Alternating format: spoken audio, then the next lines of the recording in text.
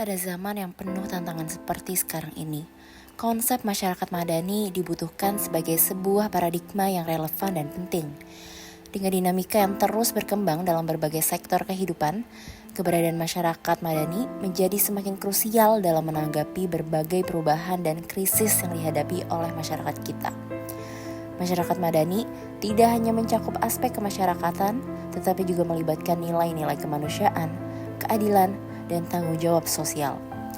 Maka dari itu, kami dari kelompok 3 akan mengajak teman-teman semua untuk menjelajahi konsep masyarakat madani dan bagaimana caranya masyarakat madani dapat berperan sebagai agen perubahan positif dalam mengatasi berbagai masalah sosial dan global yang tengah dihadapi oleh umat manusia.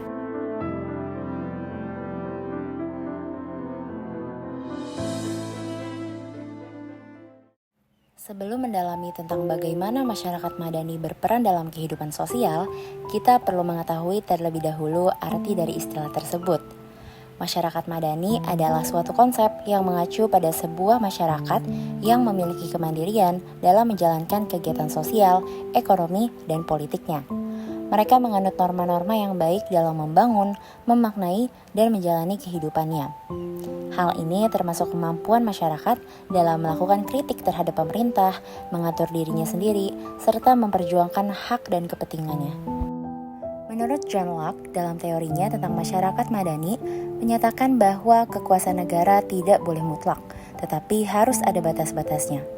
Batas-batas yang dimaksud merupakan hak asasi manusia yang paling dasar atau yang dikenal sebagai basic human rights. Menurut Locke, hak-hak manusia yang paling dasar tersebut adalah hak atas kehidupan, hak atas kemerdekaan, dan hak atas kepemilikan. Berikut adalah gambaran kondisi kehidupan sosial apabila kita betul-betul menerapkan konsep masyarakat madani ini. Pertama, tidak adanya dominasi kekuasaan pemerintah atas masyarakat. Kedua, masyarakat memiliki ruang publik yang bebas sebagai sarana untuk mengemukakan pendapat. Ketiga, pemenuhan kebutuhan dasar setiap individu, keluarga, kelompok dalam masyarakat. Keempat, setiap masyarakat harus menerima setiap perbedaan sosial, suku, ras, dan agama. Dan yang terakhir, tersedianya sistem pendidikan yang berjalan dengan baik.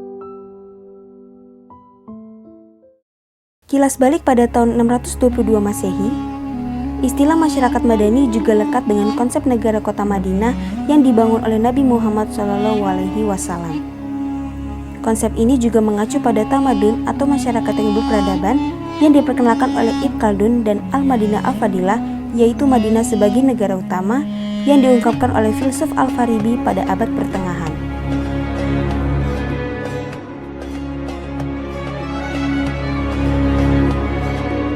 Piagam Madinah adalah dokumen penting yang membuktikan majunya masyarakat yang dibangun pada saat itu dan memberikan penegasan mengenai kejelasan hukum dan konstitusi sebuah masyarakat. Konstitusi ini mengatur tentang hak-hak sipil atau civil rights, bahkan jauh sebelum Deklarasi Kemerdekaan Amerika, Revolusi Perancis, dan Deklarasi Universal PBB tentang HAM dikumandangkan. Melihat seberapa besar pengaruh yang dapat diberikan, maka kita sebagai umat Islam di era sekarang ini juga harus berperan aktif dalam mewujudkan masyarakat madani.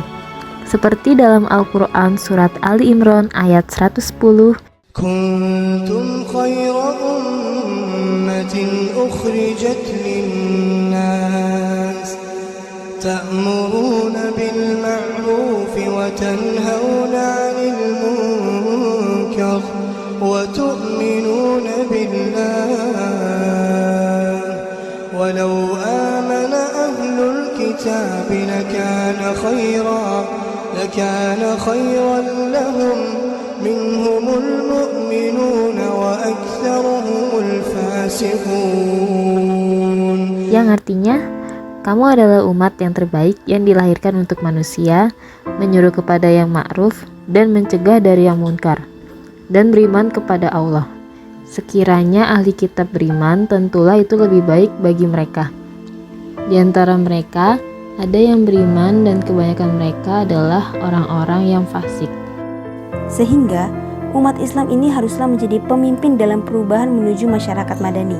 Karena Islam adalah satu-satunya tatanan hidup, tiada tanding sebagai anugerah dari Allah Subhanahu wa Ta'ala.